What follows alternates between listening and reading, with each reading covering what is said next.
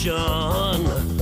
I can't get no call to action, but I try, and I try, and I try. Hello and welcome to Call to Action, the go-to podcast for anyone trying to make sense of the world of marketing, advertising and beyond. In an industry that is a minefield of utter bollocks, we aim to capture our heroes and allies from the front line to have a chinwag with. It's like Pokémon Go, with the single but vital exception that it's not a short-term bandwagon of shite. It's brought to you by Gasp, and I'm Giles Edwards, co-founder and MD. Today, I've caught David Granger. David got his wings managing the international digital and social strategy for Red Bull, its Formula One teams, and for companies in aviation, fashion, and music, including the Wu-Tang Clan. Now based near Lake Geneva, he's currently testing his client-side chops as head of content at Philip Morris International. He is a columnist for iSport Connect, fan of Leicester City and keen guitarist who likes nothing more than to talk about 80s Manchester bands. David says, even now, interns and work experience students are manning the community management and posting for organisations. The one place where you have direct contact with your audience and it's not someone senior answering these complaints, reactions and potential leads. You need to have a word. Welcome to the show, David. Thank you very much, Giles. Thank you for having me. 7 quick-fire questions then, David. Beer or wine? Wine. Just. Glastonbury or park life? Oh my God. If you'd asked me that in the 80s, I'd have probably said Glastonbury. I'd probably say park life now. Cool. Joy Division or Manic Street Preachers? Oh my God, that's tough. I would say I'd say Manic Street Preachers every time. They've been instrumental and part of my life in so many ways. So yeah, the Manics. Vettel or Vardy? Oh God, these are tough, man. Jamie Vardy, he's having a party. Right, Red Bull one now. Soapbox racing or cliff diving? For spectacle, cliff diving. For participation, soapbox is just genius, but just to watch cliff diving is just insane. Yeah. Right, 2 more. Method Man or Ray Corn? Method Man. And I said I would. Colin Lewis or Colin Farrell? Colin Farrell. I'm joking, Colin. No, Colin Lewis. Colin Lewis. Every time. Bless him. Damn it. Thanks for joining us, David. My pleasure. Thank you very much, Giles, for inviting me. I'm flattered to be asked. So we like to celebrate the roundabout and often remarkable route that guests take in their career. So your bio includes an impressive stint at Red Bull Racing and Red Bull Media House. So how did that all begin for you? And what was your first ever job? My first ever job I was the junior trainee reporter at the Harbour Mail in Leicestershire. So I started out as a print journalist, and I absolutely loved it. It was, going from my first week on work experience. We didn't have interns in those days. My first week in as working experience, we went to court, and there was just some quite horrific stuff that was going on. But I was just enthralled by the idea that you had access to these stories, you could write them, you could print them, and then every Thursday morning people picked them up, and that's where they got all their information. So I started off as a journalist. I did a stint at PlayStation Plus in London, and then came back to local papers and kind of worked my way to be editor of the Daventry Express, which was Daventry's leading weekly paid-for newspaper, and just loved it. The idea that you could help and support these communities with their news, but also give them kind of a reflection of the downside and the poor side, but also champion them as well. I absolutely loved. And then in 2002, I looked around and I thought I could be doing this for the rest of my life. Little did I know that newspapers would take a kind of a downturn a couple of years later. But then, I then went and worked. I worked for 3 weeks at a PR agency, and didn't enjoy that very much. So then went and worked for Motorcycle News, where I was their production editor. And then I saw an advert in The Guardian for the Red Bulletin magazine was looking for a sub-editor to work in Formula One. And I had absolutely no idea what the Red Bulletin was. I had absolutely no idea what Formula One really was about. So I bought myself F1 for Dummies. I read it twice and then went for an interview. And it turned out to be it was kind of one of the very early content marketing campaigns and exercises that Red Bull did. And they just started a Formula One team in 2005. And they knew they probably weren't going to win world championships. So they did lots of stuff to promote the team, which had nothing to do with racing. So we had great parties. We had the magazine, and the magazine we had a Heidelberg printing press, which was taken from race to race. So they transported this printing press on the back of a truck, and the side of this truck would open out, and that would be our office.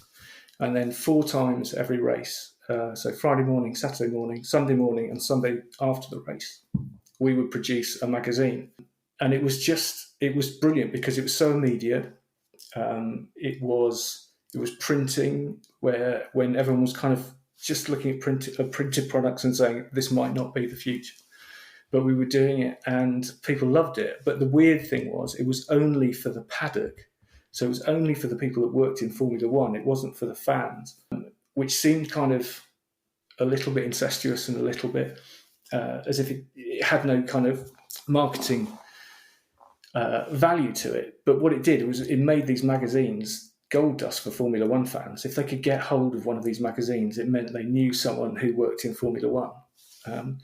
So I did that, and then I set up their website. So redbulletin.com was the first Red Bull website I set up.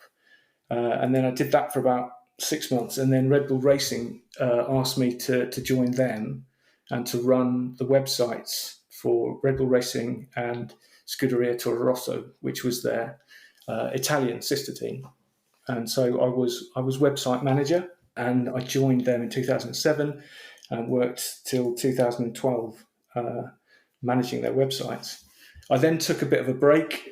My son, I realised that I hadn't seen him. I added up all the weekends that I'd been away, and I worked out that he was 4 and I'd been away for a year of his life. And I thought, this has to change a bit. So I went freelance, but most of my freelance work was with Red Bull. So I did the Wings for Life World Run. I did the Bull Shop, which is their merchandise. I did all the social for them, and then they asked me to run the global social accounts, to run all the content for those. And after 6 months, I realised that I knew about social, but I didn't know as much as I thought I did. So they said, "Would you like to come and work for us full time and give up your freelance career?" And I said, "Yeah." So I rejoined Red Bull full time. And I managed their social accounts for a year. And then a year later, I was asked to move. Myself and the family moved to Salzburg. I was editor-in-chief of redbull.com, and I did that for 4 years. So just running the digital side of things. So I assumed, obviously wrongly, I've since learnt now that you were an F1 fan of sorts, or an F1 nut prior to moving to Red Bull, but presumably that may well have happened subsequently, but originally you weren't. No, I had no interest in it whatsoever. I had no knowledge of it, to be honest. And that F1 for Dummies, I really did read it twice. But it turned out I didn't need to, because it was the Bulletin was a bit of a satirical magazine. But no, I learnt about it, and I understand the obsession with it. But what I quite liked was, and my race reports were not in-depth analysis of tyre strategy. They were more about what Fernando Alonso had had for breakfast that day.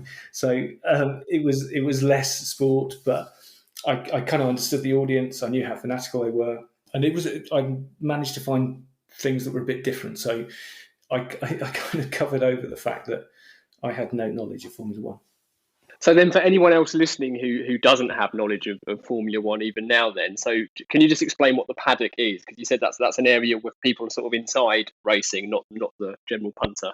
No, so I mean, so the paddock is it's the backstage area, and there are several elements to it. There's the teams, and that's the drivers, the engineers, the mechanics, and the communication staff. So it's the teams. It's also the media and the press. It's also the sponsors, and also an awful lot of hangers on. And there are only a certain amount of paddock passes that are dished out at every race. And to get one of these is kind of to be asked backstage, basically. And you get to see around the garages, you get to go to the motorhomes. So it's kind of behind the velvet rope for Formula One. And there's a lot of politics there. There's a lot of ego there, but also there's a lot of fun as well. There's a lot of really good people working F1. I've made some really good friends there, but there's a lot of ego involved in the paddock. Yeah, no doubt about that whatsoever. Don't doubt it at all. But then the paddock, so then the Red Bulletin itself, somehow the paying fan found out about these. How did that happen? And did that kind of lead you to thinking perhaps you needed to do more in terms of engaging with the consumer and the customer? They found out about it in a couple of ways. A lot of people, not me, would sell them on eBay, and so you could make quite a lot of money by selling them on eBay. And then it was word of mouth. And then there was, I think we did Monza in 2006, so the Italian Grand Prix. I think we did a paddock, a stand edition. So we did one for the fans just to see what it was like. And we did it in Italian. So we did the whole magazine in English. Then I had a translator sitting next to me, and then he translated it into Italian. We then did an Italian print run straight after the English language one, and so we kind of seeded it. And I probably, and I wasn't party to this strategy, but I think Red Bull were testing it, seeing if the brand worked, and it now exists as a standalone magazine in 30 countries around the world, and the Red Bulletin's a monthly magazine that covers the whole world of Red Bull and beyond. So I think it was kind of the grand strategy was to do it, but it was a very expensive marketing testing exercise. But ultimately, it worked. Well, especially driving the press around with you, the print press with you in the truck. I mean, that's incredible. How did the other teams regard it? Did they look at you like you were bonkers? Bonkers, and also skeptical, because it was was Red Bull, which had never been in Formula One before. It would come in, it was brash. We weren't traditional. We weren't a car manufacturer. But then to write about other teams, and we always tried to be agnostic about which teams we wrote about. So we wrote about Honda as much as we wrote about Red Bull Racing. We wrote about McLaren as much as we did Toro Rosso. So they were skeptical, and we got into trouble a couple of times. There was a columnist, and he would push it. He would push it and reveal stuff around the paddock. And I think the editor was called into a couple of team motorhomes, just chastised and dressed down for just overstepping the mark. But for the most part, they grew to love it. There was a brilliant picture of Fernando Alonso when he was driving for Renault, brandishing a Red Bulletin, because we said he was not very good and he was never going to win the World Championship, and he did. But that him brandishing the Red Bulletin was just brilliant for us, because it meant that was the cover of our season roundup. We put it everywhere just to say, we really got under his skin. So we tried to be a little bit satirical and a little bit kind of edgy as much as we could in F1. Yeah, well, I mean, that's probably appropriate to Red Bull in terms of their brand and subsequent activities. And what else did you do then while you were there? Because I know you launched their social media channels. How did you go about launching those? Yeah, that was in 2009, and we didn't have social. Social didn't exist in F1, but then somebody had kind of come and pitched Twitter to me and said it's a micro blogging service, and I just went, "This is fucking mental.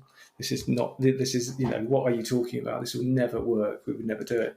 But I kind of got thinking about it and thinking about how we could do it, and then the first race of the season, we were in Melbourne, and I think it was a Thursday or the Friday, so before the race weekend, and I saw Leo Sayer, the diminutive disco king of the 1970s and 80s, and he's a big motorsport fan. But it was kind of It was sad because he was on his own, but he was obviously just really enjoying himself.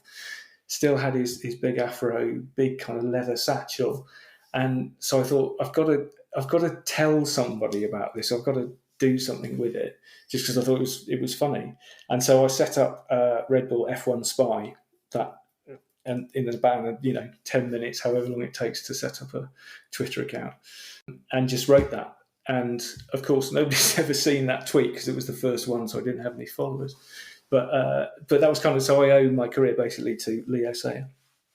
And then just because few other teams were doing it. In fact, I think McLaren had got an account, but I just kind of went for it because it was our CMS, our content management system on the website at the time was rubbish, and this was a way of kind of getting stories out really quickly and bypassing the website. And the fans absolutely loved it. They kind of really took to it, and the Red Bull F1 Spy became a bit of a kind of thing. He had an app, he had a column in the Sun, all sorts of things. So it kind of grew and grew beyond just me and a Twitter account. But I just loved it because it was a direct access to the fans, which we didn't really do in F1 at that stage. I suppose there's parallels there as well in terms of the immediacy of Twitter, albeit slightly more immediate than the bulletin that you were working on. But even that was produced on site on the day or across those space of 4 days of a race. Absolutely, yeah. And it just, that whole kind of, the behind the scenes thing, which everybody does, people love it because they do want to kind of glimpse behind the curtain. And F1, the curtain is so heavy and dense and thick, and nobody's ever looked behind it. But as soon as you kind of give people a glimpse, they absolutely love it. So yeah, it was fun to do, and it kind of served a purpose for Red Bull as well. Was it also? I mean, just thinking about it now, was there also an element of enjoyment about it, simply because you hadn't started necessarily with any expectations in mind, and it just kind of evolved and grew, and it was something different that people weren't doing, rather than knowing it was going to develop this way? Absolutely, yeah, and it was good fun, but it came crashing down when and I think it must have been 2 or 3 seasons later when management worked out what I was doing and how many people were following us, because they didn't, they were making a world championship winning Formula One car. They didn't have time to look at Twitter, and once they worked out I was doing it, they kind of dragged me in a bit and said, "You just need to be careful, don't push it too far." So, it was great fun to just to do it with such a big team, such a big sort of organisation, and not really have any rules, because I wasn't a pioneer in social, but it was just there was no one else doing it in F1, so we could push it as far as we tried to push it as far as we could. And did you typically work with your team internally, or did you work alongside partner agencies and such? The only reason I'm asking, or the biggest reason I'm asking, is because we have on Call to Action, there's definitely an agency side slant in terms of guests that we've spoken to. We haven't actually spoken to as many client side marketers as we probably should have. For that, there wasn't, no, and just because there was just me and a keyboard, and so I didn't. But I remember I used to take a voice recorder, a video camera, a stills camera, in a big bag, and all the charges with it. This was before iPhones did everything for us, so I would just do all the content myself. We had agencies help us with the website. So Lane Terror Lever, which is based in Phoenix, Arizona, they did our website. But the content itself was pretty much me. Laura McNally, who I worked with, as she was my producer. She's now head of social at Auto Trader UK. She kind of got it as well. So the two of us basically put all the content together. That's not to say we couldn't have done with some support from agencies, but we didn't have it, especially for that social side. Were there any kind of best practices that you followed at Red Bull that you can share with us, just to give us a kind of insight into the client side world? Probably not from Red Bull Racing, but from Red Bull, it was what I always tried to do. So this is kind of coming forward to when I was at redbull.com. It was always to make sure that the brand of Red Bull, which, if I said to you Red Bull, you might say Soapbox, you might say Music Academy, you might say RB Leipzig, that Red Bull has its fingers in many pies, but Red Bull as a brand, you kind of, instinctively what it is. And it was always to make sure that brand ethos and core was everything we did. So we could they did things like a donkey derby. They've done, we did paper aeroplane throwing, all sorts of really wacky stuff. But at the core, it was kind of, it had Red Bull. It was kind of, giving you energy, both metaphorically and literally. Just developing that side of things was the most important. So we could touch it. There was lots of stuff we could go into, but as long as it had that core brand element to it, then it worked. So in terms of inside, that hasn't really given you any insight. Just that for Red Bull, it was kind of the brand was absolutely key, and anyone that didn't get that, their content just wouldn't pass muster. Yeah, it's difficult to articulate it for me, but I am, as someone who, I remember going to the X Games at Clapham Common years and years ago, just watching all the BMXs and stuff, and it was incredible. But one thing that I think is true is that there is that consistency that you speak of now in terms of Red Bull, the brand, and the types of activations that you get involved in. But with a nod back to that time at Clapham, which now doesn't happen as I understand it anymore, there is constant change at the same time. So whether it's paper airplanes or cliff jumping or soapbox racing or any of the numerous stunts that Red Bull have been associated to, there is still a consistency, isn't there? Albeit it's constantly changing. Yeah, and the interesting thing was, we would produce content centrally, and then that would be given to markets to either use, translate, or use as a framework. But they'd also do their own stuff as well. So if you look at the content produced by Red Bull in America compared to the content produced in Red Bull in Russia or Australia, it's totally different in terms of the events, in terms of the athletes used, in terms of the artists. But it still has, you can recognise it beyond the kind of the blue and silver logo. It's a Red Bull event. So yeah, that was the interesting bit about Red Bull. It had a wide net, but everything was core to that brand. Have I imagined it, or was there like a giant water slide type Red Bull event in the States? But I can't remember it, but that doesn't mean it hasn't happened, or you may have just given them a bloody good idea. Yeah.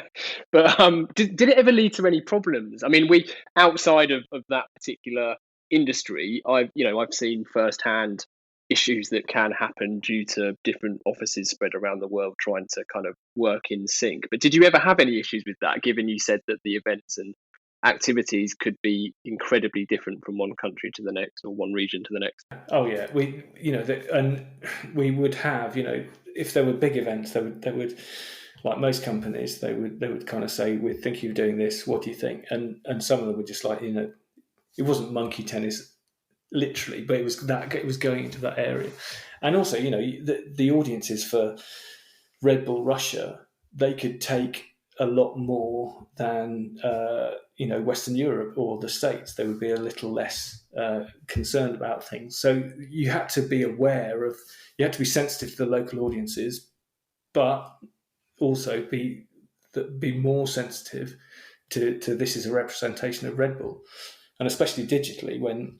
If you produce something in Singapore or Japan, within 30 seconds, that's then being seen globally. So if you cross the line, so it's an interesting balance that I think, and especially a lot of global companies, as content and content marketing becomes more prevalent, that balance between local and central and ensuring that your local audiences are served, but they're served with content that represents your brand. It's a tough nut to crack.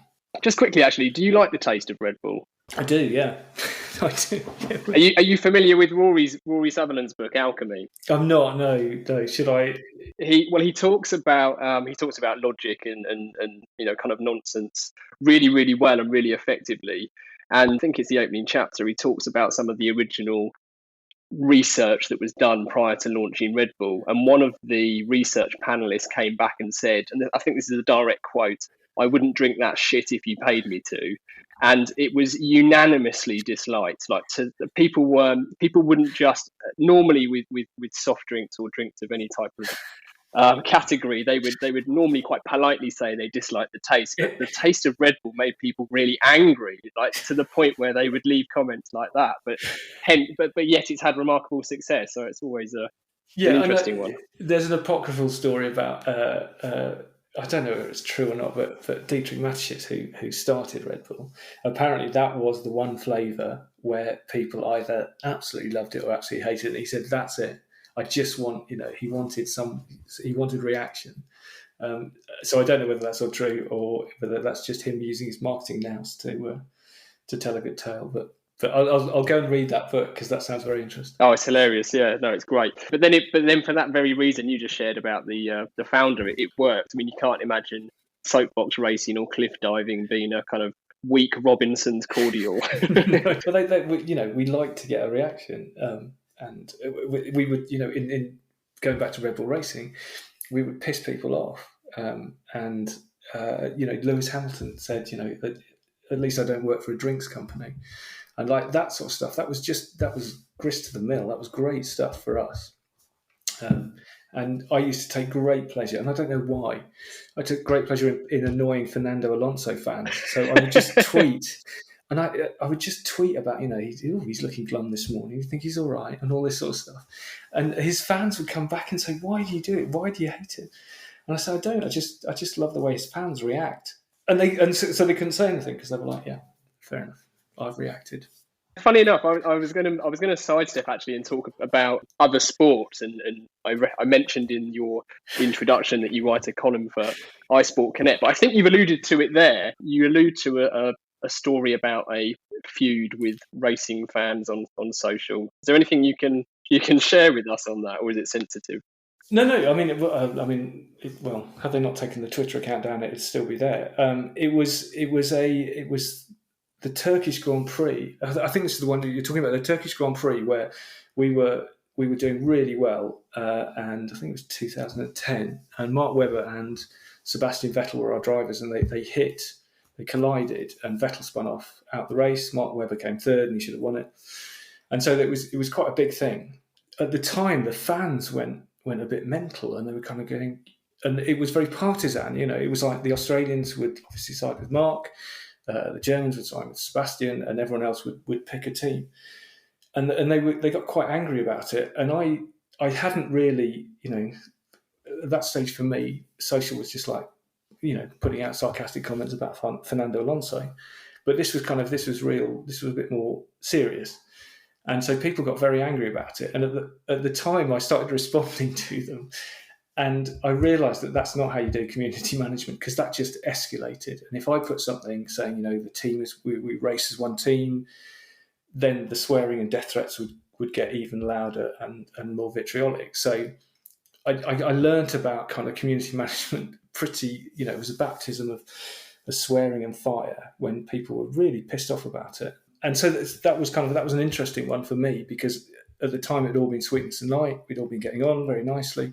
But when something like that happens, and sport especially, because people are so invested emotionally with sport, people, if you piss them off, then they get quite angry. So that was an interesting one. Yeah, I bet it was a PR lesson of sorts, I suppose. Yes, we had a lot of PR after that one. Yeah. Bless them. I still don't. I don't think they send each other Christmas cards even to this day. But I doubt. Yeah, no, I wouldn't be surprised. Yeah. So, you mentioned earlier about how social media wasn't really a thing, or wasn't really available when you were doing the original Red Bulletin on site. But clearly, digital channels and the media that is now available to any business, regardless of businesses within sport, has evolved significantly. How can sports teams and fans take advantage of those new technologies like AI and augmented reality and such? Because I know that's a particular interest of yours. Yeah, I know it's a bête noire of yours, isn't it? I love your intro about Pokémon Go. And just no, but I haven't got an issue with it. I'm a huge fan of augmented reality, and in truth, I probably shouldn't say this. I've got nothing against Pokemon Go at all. The issue I have with it is how people interpreted its success and how marketers and people responded to it rather than it itself. If that makes sense. Yeah, it does. Yeah, it's perfect sense. And I think this is and my thing with VR and AR, with virtual reality and augmented reality, is that it has to serve a purpose and not be just a shiny thing that the chief marketing officer has discovered and goes, we need one of those. And I think augmented reality is a really interesting one because it's there in sport already, in cricket, in tennis, and even goal line technology now in soccer and football. So I think AR, augmented reality, is the one where I think it can add a lot to the experience. My big thing, though, is to make sure that it doesn't take away from the experience itself. And I think the reason I think we all, those of us who are sports fans, love sport, is because it's one of the only areas left where you watch a live event and there are no spoilers. There are no you can't find out what happens beforehand. You have to live the narrative. And as long as we don't take away from that, then I think AR is a really good thing for fans. And it has been, especially during lockdown when, we didn't get to see live sport. Then I think it's a really useful tool for teams, especially, to do some really interesting stuff, but make it interesting stuff and make it an addition to the event, not the event itself, which I think is probably is that what you mean by Pokemon Go? It's like, it shouldn't be the new shiny thing. It's just, it was clever, got people talking, got people understanding augmented reality. I think that there's a couple of reasons why I have a particular issue of it, and I don't come out very well from this explanation. But one is it became quite like what you're saying. It became the augmented reality is the answer. What's the question? To many people.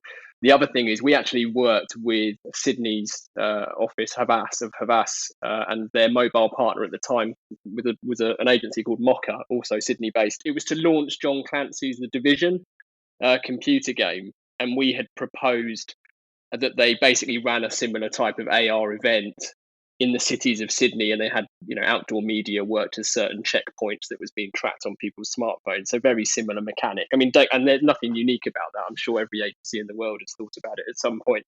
So they ended up scaling the idea down so much that it just became a little bit of a, I don't know, let's run around the city for a bit and pretend we're doing something. So yeah, I mean, I might put a few noses out of joints there, but so what? They killed the idea. But I think there's a bit of jealousy there as well. Yeah, no, I think, but yes. So it's an interesting one, Pokemon Go, because it as soon as you then explain what augmented reality is, and you say it's Pokemon Go, they go, oh, okay, got it.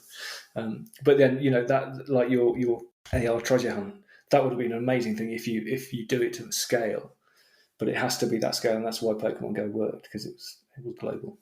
Anyway, enough of Pokemon Go. Why would you do that? But then it's funny because funny enough, I even remember talking to.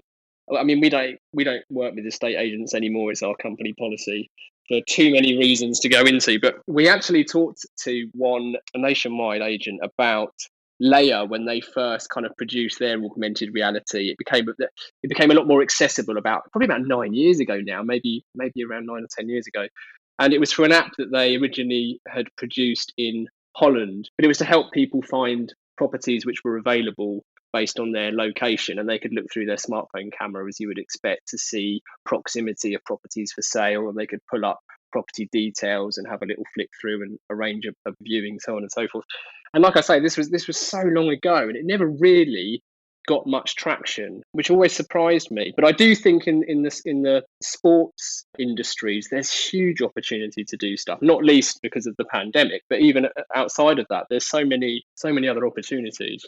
And especially for sponsors as well. Things like side hoardings that change according to your location, or there was the Nickelodeon touchdown slime thing. I don't know whether you saw that. There was an NFL game, and when it was touchdown, there was all this Nickelodeon slime went all over the screen, and it was done for the right audience. It was done kind of once during the game, but it was just really good. It was it heightened to the experience rather than detracted from it. So yeah, I agree. I think that there's a long way to go in sport and virtual and augmented reality.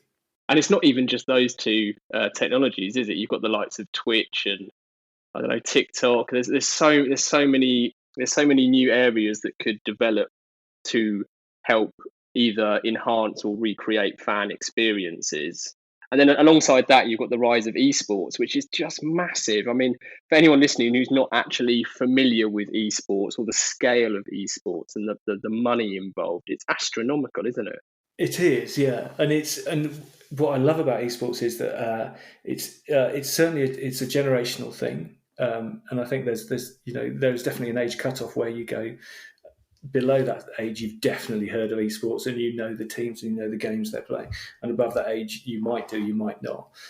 So it's definitely a kind of generational thing, but they've really gone for it. And what I also love about it is their live events, and this is what people can't get their head around, the kind of traditional sports. Sort of say, well, it's not sport because it's computer games. And you go, it is sport. And you just look at the live arenas, when they had live arenas and fans and stuff, and the millions of people that are streaming that stuff. It's just great. I love it. I think it's a really exciting area, and people should be a little more accepting of it and not worried about it. No, I agree. Or at least test. I mean, we spoke about your time at Red Bull initially, that where you didn't necessarily know where something might go to and how it might develop. There's so much available to try, and just with an open mind of this could lead to something, it might not. Yeah, and also esports is quite democratic as well. So you can have your 13-year-old son can sit in his bedroom and stream esports to 5 or 6 followers and build those followers. So it's I love the fact that it's available to everyone as well. You don't need massive equipment to start playing and broadcasting. It's not to the proper level, but at least it's kind of getting people involved in sport. That's a really good point about it being democratic. And in fact, this is going off on a bit of a tangent, but I'm going to share it anyway. But I saw this video during the first lockdown, certainly over the summer, I think, where it was a chain of restaurants in Japan that had started to use robot waiters.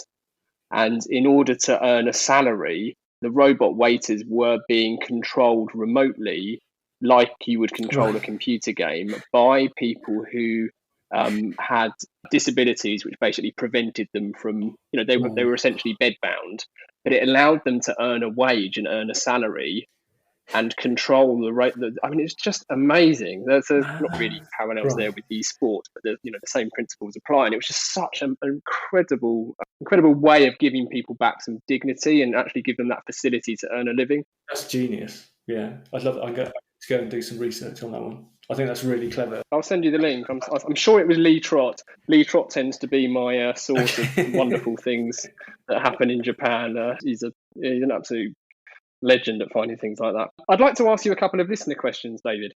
Of course, yes. So asking the general public for their opinion, be it on Brexit or boat names, is notoriously fraught with danger. But we've got two for you, and this is on topic. Nick asks, given we're almost a year into supporting sports during the pandemic, are you surprised at the lack of armchair AR options for sports fans? That's a really good question. I think I'm not surprised for two reasons. I think sport is relatively traditional. I think sport, it takes a little while to invest money in new technology broadly. So I would say that it's quite conservative, but also I think that there's also a fear that if you make the home experience so good, then it's a bit like working from home now. Is working from home so good that you never want to go back to the office? If you make the kind of viewing options so good at home, why would you go out to King Power Stadium on a wet Wednesday night to watch a 0-0 draw sort of thing? But I think sport will definitely, you can see it coming, and it will have to go through a kind of a learning curve of getting stuff right, getting stuff wrong, overcompensating, but definitely we will get there. And I just hope they do things like Hawkeye, which I think is such clever technology, or the goal line technology. I think that sort of stuff will develop. But again, I just hope not at the expense of the event and spectacle itself. I think the context of the pandemic obviously is entirely different to anything, well, hopefully anything we'll have to face again, but time will tell there. But I'm surprised, given that airplanes have cameras and screens embedded in every chair. I think the fact that cameras are also embedded in chairs isn't necessarily common knowledge, but they largely are. I would have thought that the likes of King Power Stadium or my man Daniel Levy would have thought about doing the same in the season ticket holders' chairs, just to kind of recreate that experience of being at a match, because it wouldn't take, the tech could be quite primitive in terms of putting you next to the people you're used to sitting next to, but I'm sure there would be that's true. a way of recreating that kind of season ticket seat view. That's an interesting one, actually. Yeah, of having giving your season ticket view. Although perhaps half of the benefit of watching from home is several camera angles and commentators. But yeah, you should be able to see your from where your seat is and the sweary bloke next to you and all those sort of things. Always a sweary bloke next to you. Yes. Question 2 is from Tammy, and Tammy asks, Red Bull are excellent at backing big, memorable experiences and often used as an example of a brand that just gets its target market. How much goes on behind the scenes to make it look so simple? I think with Red Bull, it's content. It knows who its market is, and it knows what it wants its markets to enjoy and consume. So, if you look at skateboarding, we worked very hard to be credible in what was a quite cynical scene. Skateboarding traditionally doesn't like brands coming in and saying, here's some stickers, here's some drinks, put on a show for us. And so we've tried really hard to be very credible. And I think that's partly what Red Bull does, is there is always an element of kind of making sure that we don't just do something for the sake of marketing. And I realise that sounds quite paradoxical when much of what Red Bull does is marketing, but there is a lot of thought behind ensuring that there is credibility in what is done, and it's done with the audience in mind, with that particular audience in mind, as opposed to the drink buying audience. So, with Formula One, we were so keen to ensure that we put a Red Bull spin on F1. It wasn't Red Bull coming in, throwing a party, and then and being a bit rubbish at racing. The team was so good, and that's from the engineers, the mechanics, the designers, the drivers, the management. They all had one goal in mind, which was to win a world championship, and that was to have credibility within the F1 audience. They did it to win the sport, not just to take part and be the kind of paddock clowns. It was done with seriousness. So I'd probably say that's what we did. It was to ensure that it was a credible entry into any market.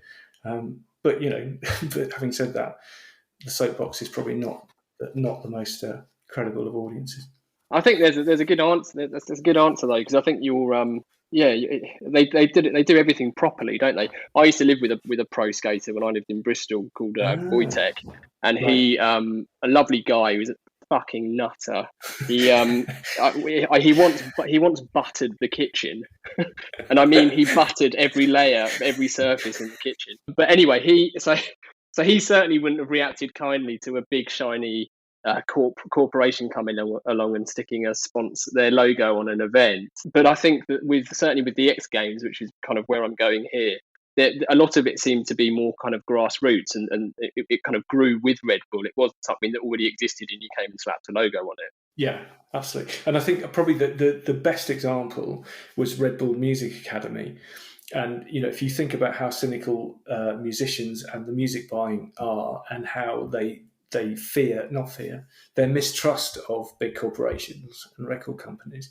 So this was a company that, came in, but we set up, we gave it back to people making music. So the Music Academy, for those people who don't know, it was a series of kind of guest lectures, and that could have been Giorgio Moroder, it could have been Andy Weatherall, it could have been Peter Hook from New Order and Joy Division. But they'd come and give lectures and talk about their lives. And then these musicians who had applied to come to the college would then learn from them. So there was no selling involved. There was no, it wasn't a big charity gig at the end. It wasn't a kind of free download.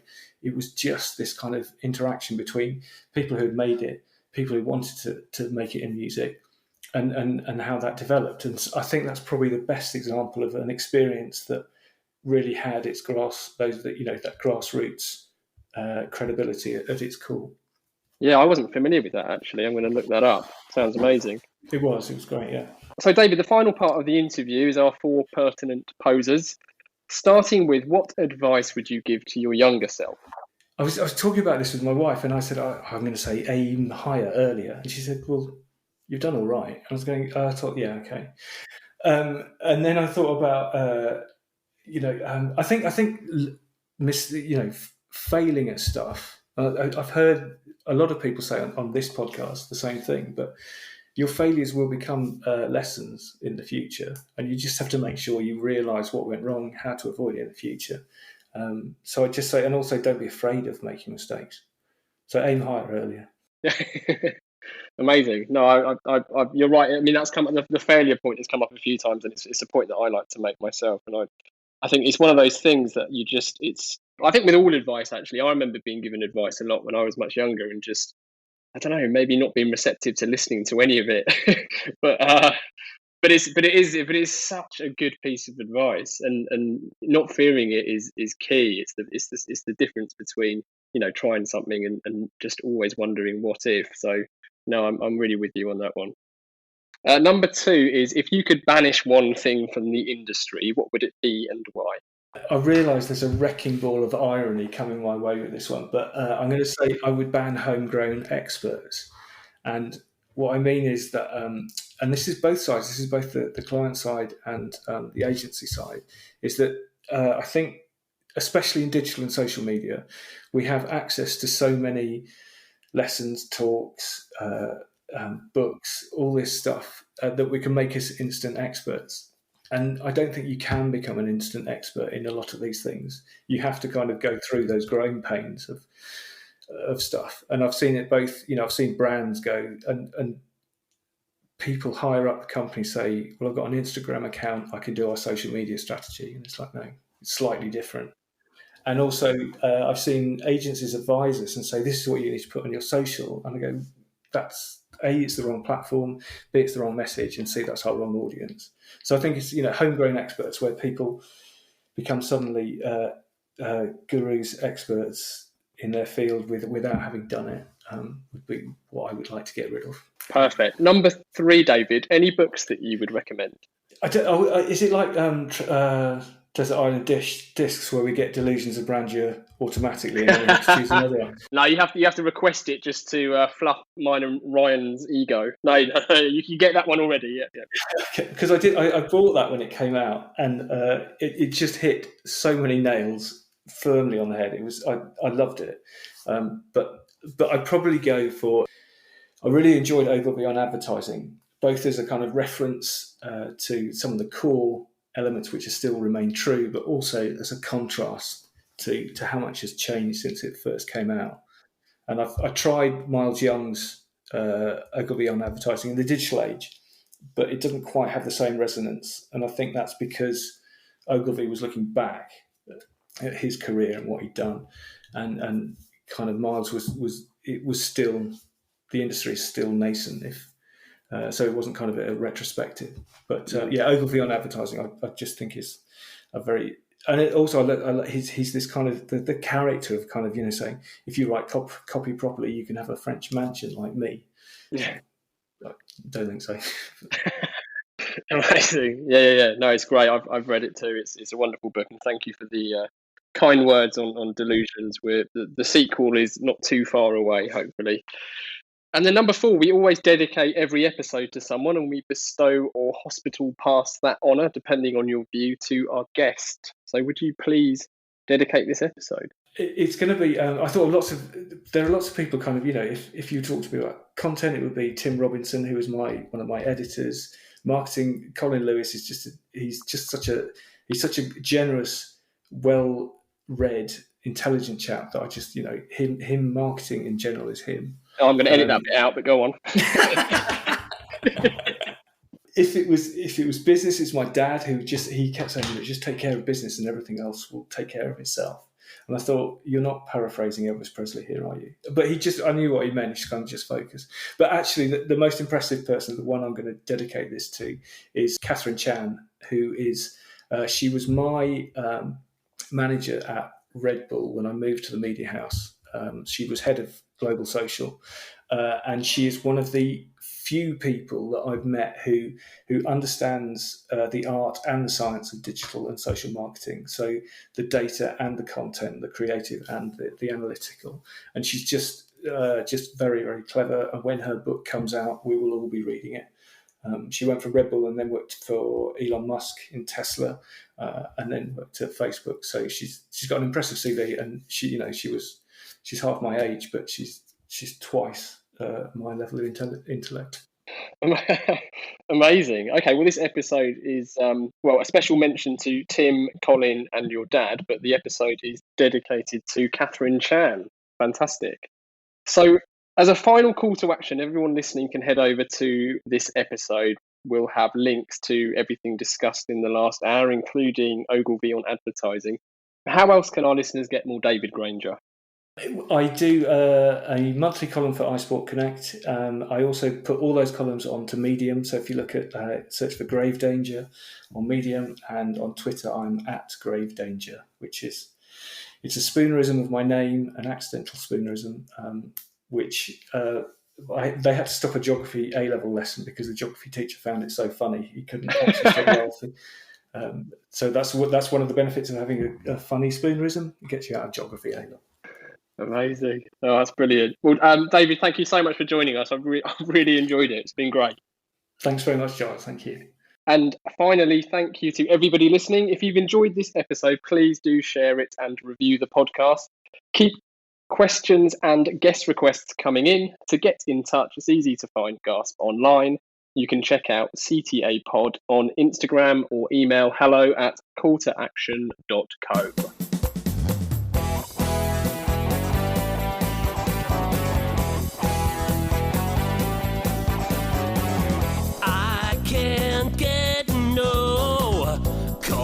To action, I can't get no call to action, but I try, and I try, and I try, and I try.